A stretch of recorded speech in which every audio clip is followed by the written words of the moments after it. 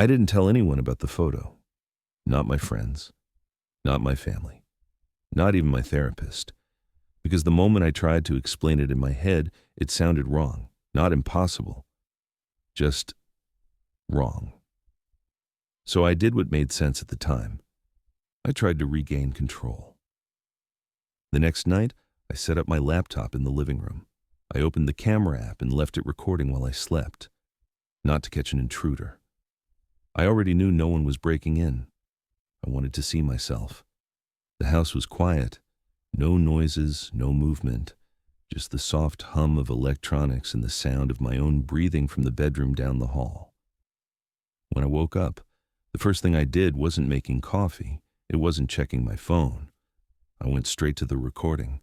The footage played back normally at first. Hours of nothing, empty rooms, shadows slowly shifting as the night passed. Then, at 3:17 a.m., the bedroom door opened. I watched myself step into the hallway, slowly, carefully. I didn't look tired. I didn't look confused. I looked alert. I stood there for a long moment, just staring down the corridor, as if listening to something I couldn't hear. Then I smiled. It wasn't wide. It wasn't exaggerated. It was subtle, familiar. The kind of smile you make when something goes exactly as planned. I felt my stomach tighten, because I knew with absolute certainty that I had no memory of this. On the video, I walked into the kitchen. I opened drawers, moved things slightly, rearranged objects with care, not randomly, deliberately. I watched myself take the keys out of the drawer near the door and place them on the kitchen table, exactly where I'd found them. The recording ended at sunrise. I sat there for a long time after it finished, staring at my own reflection in the dark screen. I wanted to believe this was sleepwalking, that it had a name, an explanation. But sleepwalkers don't smile at empty hallways. They don't stop to look directly into mirrors. And they don't do this. That night, I locked my bedroom door. It felt ridiculous, but it helped me sleep until I woke up. The door was still locked, but the chair in the corner of my room had been moved. It was closer to my bed, facing me. I stood there, frozen, trying to convince myself that I had moved it earlier and forgotten. Then I noticed something else. My phone was on the chair. The screen was on. And on it was a photo taken from the corner of my bedroom, of me, sleeping. I don't live alone, not really. I still don't know when it started, or how long it's been happening. But I know this now. When I go to sleep, something wearing my face stays awake, and whatever it's planning, it's being very patient. I tried to test it. The next evening before going to bed, I moved things on purpose.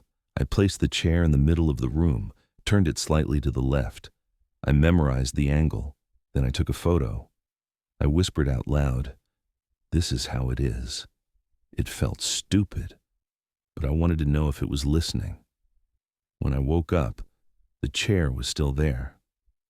For a moment, I felt relief. Then I noticed the difference. The chair hadn't moved much, just a few inches, but it was no longer angled left. It was facing the bed, perfectly. I checked the photo from the night before, compared every detail. Someone had corrected it, not changed it, corrected it as if my version was wrong. That day, I stayed awake as long as I could, lights on, coffee, noise. I told myself that if I didn't sleep, nothing would happen. At 4:12 a.m., I must have drifted off, because the next thing I remember is standing in the hallway, wide awake, not confused, not scared, calm. I was facing the mirror, and this time, the reflection moved first. It raised its hand. I didn't. It smiled, and I felt the urge to smile back. That's when I realized something that terrified me more than anything else. It doesn't replace me. It waits for permission.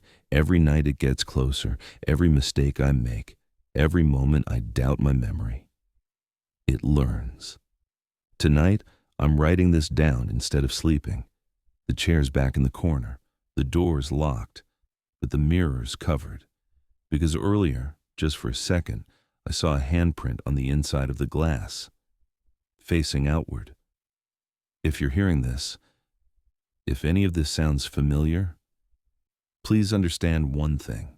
You don't lose control all at once. You hand it over, slowly. And once it knows you're ready, it stops being patient.